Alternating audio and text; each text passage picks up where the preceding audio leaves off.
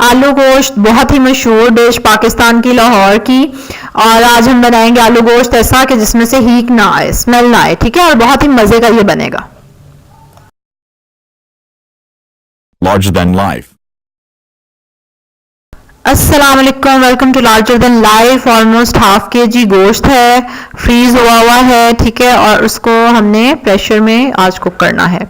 उसको मैंने थोड़ा सा स्टोव ऑन कर दिया था while I was cutting and chopping the ingredients। एक बड़ा प्याज है या दो दरमियाने प्याज ले लें, ठीक है। अगर आपको ज़्यादा शोरबा चाहिए तो ज़्यादा प्याज डालें और ज़्यादा टमाटर डालेंगे आप। अदरक लहसुन का पेस्ट है, हरी मिर्च का पेस्ट है, ये शामिल करेंगे। उसके बाद हम इसमें घी डालेंगे, घी ऑयल जो भी आप यूज़ करते हो, यू कैन ऐड दैट। टमाटर हैं, दो दरमियाने टमाटर हैं, उनको पीस लिया है। फ्रीज हुए थे, आज तो ज़्यादा फ्रीज हो गया, अदरवाइज वैसे मैं टमाटर फ्रेश ही यूज़ करती हूँ। कभी ऐसा हो जाता है कि आप फ्रीज कर लें तो। This is ghee almost 1.5 table spoon, ठीक है। इससे भी कम आप कर सकते हैं। घी या ऑयल कोई ज़रूरी नहीं है कि बहुत ऊपर तैरता हुआ नज़र आए।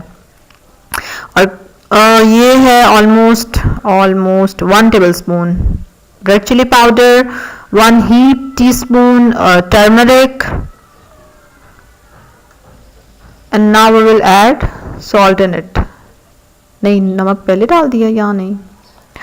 चलें जी, इसको कवर कर देंगे अब हम। और इसको देख लें कि आपने स्टोव की लाइट कितनी रखनी है। और 20 मिनट्स तक मैं इसको, जब सीटी बोलना शुरू हो जाती है ना, तो 20 मिनट मैं इसको वेट देती हूँ। ये देखें, अब इसमें थोड़ा सा पानी है, गोश्त गल चुका है। अगर आपका गोश्त अभी थोड़ा सा मतलब उसमें ना गला हो तो आप दोबारा से उसको बंद कर दें, थोड़ा सा पानी और ऐड करके। Anyways you can see there is little bit water in it. अभी थोड़ा सा पानी है, इसको हम खुश्क करेंगे। And I am adding yoghurt in it, ठीक है। दही इसमें शामिल किया ऑलमोस्ट 1 कप, राइट। अब इसको अच्छे से हम भूनेंगे। This is the most important step कि आपने उसको भूनना अच्छे से है, उसकी फ्राइंग अच्छी होनी चाहिए। जो स्मेल आती है ना, गोश्त पक जाता है और फिर उसमें उसकी वजह यही होती है कि आपने उसको भूना सही नहीं होता, ठीक है।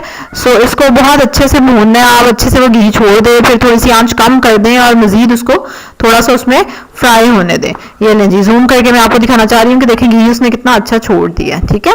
और फिर भी हम इसको थोड़ा सा फ्राई करेंगे ताकि ये इसमें से स्मेल खत्म हो जाए। बीफ और मटन जब भी हम बना रहे होते हैं तो इस स्टेप का जरूर ख्याल रखना चाहिए। Now we will add potatoes in it. You can see half K G ही आलू है तकरीबन, और बड़े बड़े क्यूब्स में काटनी है मैंने।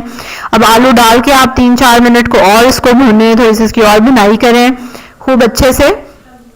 And then we will add water in it. Depends कि कितना आपको शोरबा चाहिए, उस हिसाब से आप उसमें पानी डाल लें। और जब तक आलू गल जाएं तो फिर आपकी डिश तैयार, ठीक है। Just add water and cover it. और अगर वैसे तो इसमें देख रहे हैं आपने कोई गरम मसाला यूज़ नहीं किया। अगर आप दावत के लिए बना रहे हैं तो आप इसमें साबुत गरम मसाला डाल सकते हैं, जो मैं अपनी बाकी वीडियोस में भी बता चुकी हूँ ऑलरेडी। उतनी क्वांटिटी आप इसमें भी ऐड कर सकते हैं। हाँ, ये देखें कितनी अच्छी शक्ल आई है, आलू गल चुके हैं और घी ऊपर आ गया है। लेकिन अगर कम घी में आपका खाना मज़े का बन रहा है तो आपका कमाल है ये। चलें जी, 1 टीस्पून ऑलमोस्ट गरम मसाला मैंने ऐड किया थोड़ा सा एंड पे, और हरा धनिया का बहुत अच्छा जायका इसमें आता है शोरबे में। And that's it, your dish is ready.